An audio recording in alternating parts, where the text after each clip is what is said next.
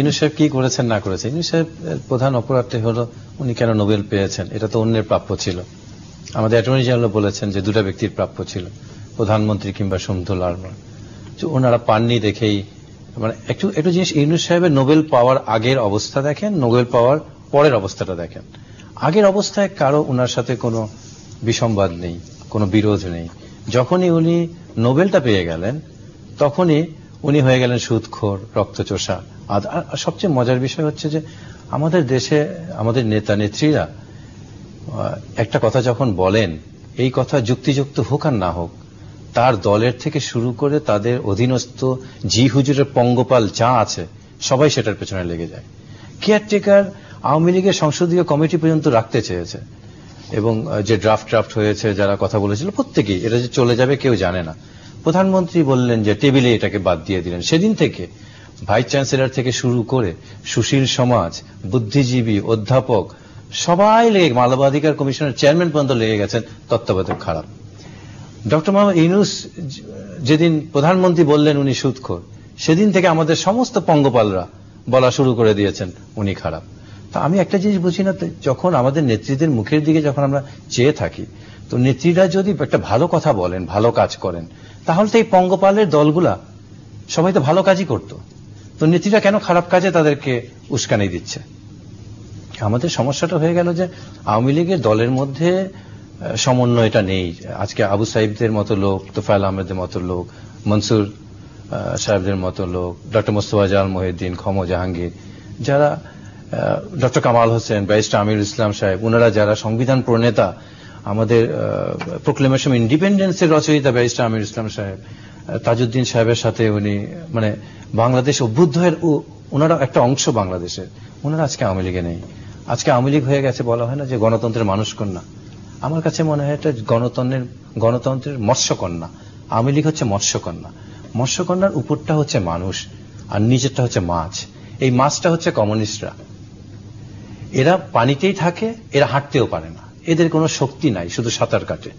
আর উপরটা দেখা যাচ্ছে মৎস্যকন্যা, এরা মৎস্যপুত্র না, কন্যারাই চালাচ্ছে। কন্যা ভিত্তিক দল এটা, এবং তারা তাদের চরিত্রকে হারিয়ে ফেলেছে।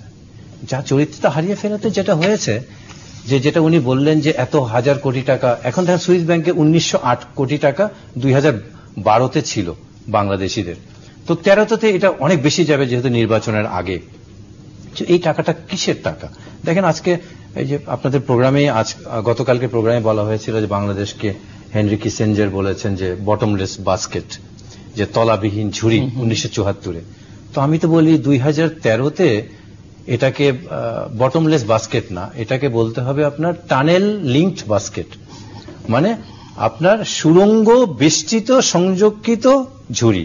ঝুড়ি ঠিকই আছে, আমরা হাজার হাজার কোটি টাকা রেমিটেন্স আনছি, প্রবাসীরা হাজার হাজার কোটি টাকা এই ঝুড়িতে দিচ্ছে, গার্মেন্টস থেকে হাজার হাজার কোটি টাকা দিচ্ছি, আপনি পরিশ্রম করে বেসরকারি খাত থেকে টাকাগুলোকে আমরা দিচ্ছি, গ্রামের কৃষক, শ্রমিক, সাধারণ রিক্সাওয়ালারা টাকা দিচ্ছে। আমাদের বাস্কেট কিন্তু ভরছে, কিন্তু নিচে থেকে একটা সুড়ঙ্গ চলে গেছে ছিদ্র দিয়ে। এই ছিদ্রের পাইপটা চলে গেছে নেতা নেত্রীর মুখের ভিতরে, পেটের ভিতর। এই পুরো পাইপ লাইনে সমস্ত টাকাগুলো ঢুকে যাচ্ছে তাদের ভিতরে। আজকে চিন্তা করে দেখেন যে এই এতগুলা টাকা হলমার্ক, ডেস্টিনি, শেয়ার বাজারে হাজার হাজার, যেটা উনি বললেন 1,72,000 কোটি টাকা কালো টাকা, এই টাকাগুলো তো বাস্কেটে থাকার কথা ছিল। আজকে যদি বাস্কেট থাকতো, বাস্কেট কিন্তু ভরে উপচে পড়ে যেত, কিন্তু এই টানেলের ভিতর দিয়ে কিন্তু কখনো সুইস ব্যাংকে চলে গেছে, কখনো মালয়েশিয়াতে চলে গেছে, কখনো দুবাইয়ে চলে গেছে, কখনো সিঙ্গাপুরে চলে গেছে। আর আমার আপনার ভাগ্যে কি জুটেছে? একটা সাধারণ রিক্সাওয়ালার ভাগ্যে কি জুটেছে? গতকালকের ঘটনা, সদরঘাটে নৌ পরিবহন মন্ত্রীর গাড়ির ধাক্কায় রিক্সা চালক সংজ্ঞাহীন। আমি বোধহয় পড়তে ভুল করেছি, আমার কাছে মনে হয়েছে সরকারের গাড়ির ধাক্কায় পুরো দেশবাসী সংজ্ঞাহীন। মানে ওনাদের ধাক্কাটা এত জোরে লাগছে। এই যে তারা যেভাবে দেশটাকে লুটে পুটে খাচ্ছে, আপনি দেশের অর্থনৈতিক উন্নয়নের কথা কিভাবে এখানে আনবেন? কোন সুযোগই তো সৃষ্টি হচ্ছে না। আমার রিসোর্সকে যদি শুরুতেই ধ্বংস করে দেওয়া হয়, এবং এটা প্রতিকার কিন্তু প্রতিফল পেয়েছে সরকার, এটা বোধোদয় হওয়া উচিত। এবং আগামী নির্বাচনে কিন্তু সরকারের মোটামুটি বড় দাগে একটা বড় চ্যালেঞ্জ রয়েছে আমার দৃষ্টিতে। আগামী নির্বাচন তার আগে তো আপনি যেভাবে নির্বাচন যখনই তারা করুক কিংবা তাদের দলের জন্য একটা বড় চ্যালেঞ্জ তাদের রয়ে গেছে। প্রথমত রয়ে গেছে যে দেখেন শেয়ার বাজারে 33 লক্ষ গ্রাহক রয়েছেন, এরা মরে গেলেও তো প্রশ্ন ওঠে না আওয়ামী লীগকে ভোট দিবে। আমি অনেকে আওয়ামী লীগকে চিনি, আওয়ামী লীগের নেতারা, কারণ তাদের সংসার নষ্ট হয়ে গেছে। 33 লক্ষ পরিবারের কতগুলো ভোট হবে? গ্রামীণ ব্যাংকে আসেন, 84 লক্ষ গ্রাহক আছে গ্রামীণ ব্যাংকে, দুজন করে হলেও তো 1.5 কোটি। এরা প্রত্যেকে ভেতরে কিন্তু প্রতিহিংসা তাদের জ্বলছে যে সরকার তাদেরকে পিঠ দেয়ালে ঠেকিয়ে দিয়েছে। থার্ড হচ্ছে ডেস্টিনিতে 10 লক্ষ গ্রাহক আপনার রয়ে গেছে, তারা কিন্তু এখন না টাকা পাচ্ছে না তাদের মানে সংসার চালানোই তাদের। আমাকে অনেক ডেস্টিনি অনেক লোকে বলে যে আপনার টক শোতে যান, একটু বলেন না কেন আমাদের যে অবস্থা। আজকে হেফাজতের কথা বলা হচ্ছে, 50 লক্ষ এদেশে মাদ্রাসায় ছাত্র, শিক্ষক, হাফেজ, ওলামা کرام, আপনার ইমাম, মুয়াজ্জিন রয়েছে। এরা তো এই সরকারকে একেবারেই ধর্মের অপোজিট মনে করছে, অনেকটা ধর্মযুদ্ধের মতো হেফাজতের এই 5ই মার্চের ঘটনার পর। তারপরে আসেন এই সরকারের মধ্যেই উপজেলা চেয়ারম্যানদের সেদিন প্রোগ্রাম হলো, উপজেলা চেয়ারম্যান সংগঠনের প্রধান বললেন যে আমরা এই সরকারের বিরুদ্ধে এবার ভোট প্রয়োগ করব, কারণ আমাদেরকে কোনো কাজ করতে দেয়নি এমপিরা।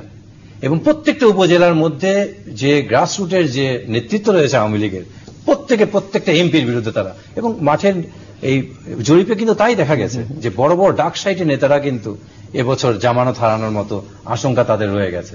তারপরে আছেন যে তাদের মহাজোটের বড় অংশই জাতীয় পার্টি কিন্তু অবস্থান প্রথম থেকে কিন্তু হেফাজতে চলে গেছে।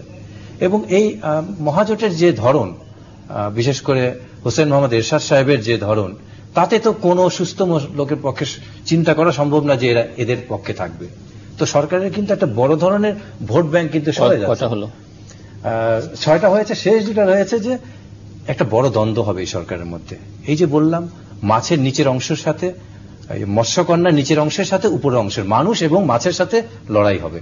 আওয়ামী লীগের যারা তেগী নেতা উনাদের মতো, যারা পোড় খাওয়া এবং যারা জনগণের সাথে দায়বদ্ধ, তাদের সাথে এই যে হাইব্রিড বলেন আর উচ্চ ফলনশীল বলেন আর যে নামে ডাকেন না কেন, এই বাম, নষ্ট বাম, যে নামে ডাকেন না কেন, এদের সাথে কিন্তু মাঠে একটা বড় ধরনের বিপত্তি ঘটবে। এবং যার ফলশ্রুতিতে আমি সর্বশেষ যে চ্যালেঞ্জটা হচ্ছে, এটা সুশাসনের চ্যালেঞ্জ। আপনি বলেছেন যে 10 টাকায় চাল খাওয়াবেন, ঘরে ঘরে আপনি চাকরি দিবেন। আজকে আপনি ভাত খাওয়াচ্ছেন 10 টাকায়, ফ্রি ভাত খাওয়াচ্ছেন, জেলের ভাত খাওয়াচ্ছেন, কিন্তু লক্ষ লক্ষ মানুষকে জেলে ফ্রি ভাত খাওয়াচ্ছেন। পদ্মা সেতুর ইস্যু কিংবা যেটি সাউথ বেঙ্গলের সঙ্গে যুক্ত কিংবা পিলখানার ইস্যু, এগুলো কোনো না। পিলখানার ইস্যুটা দেখেন, পিলখানার ইস্যুটা আপনার 8-এর মধ্যে পাইনি, এগুলো কোনো চ্যালেঞ্জ। সুশাসনের শেষে যে পিলখানার ইস্যুটা আপনি যত কথাই বলেন না কেন, খুব খোলামেলাই বলি, আর্মির কমান্ডিং এর নিচের যে অবস্থান রয়েছে, সিপাহি বলেন, এই পর্যায়ের প্রত্যেকের, আমি যতদূর জানি অন্তত 90% সিপাহীদের সন্তানরা মাদ্রাসায় পড়ে। এটা সরকার যে দৃষ্টিতেই দেখুক না কেন। আর পিলখানার ঘটনা, এটা তো মানে সাদা চোখেই তাদের মনে একটা বড় ধরনের ক্ষত জন্মে গেছে। তো এই বিষয়গুলো সরকার, পদ্মার ইস্যু পদ্মার ইস্যু তো সুশাসনের মধ্যে আসবে, কারণ পদ্মা ইস্যু আমি এখনো জাতীয় পর্যায়ে বলি না। পদ্মাটা তো আন্তর্জাতিক, আমরা ডিগ্রি নিয়ে এসেছি বিশ্ব ব্যাংকের সাথে লড়াই করে, এবং কানাডায় পর্যন্ত আমরা চলে গেছে আমাদের দুর্নীতি। প্রফেসর আবু সাইদ, আসলে হঠাৎ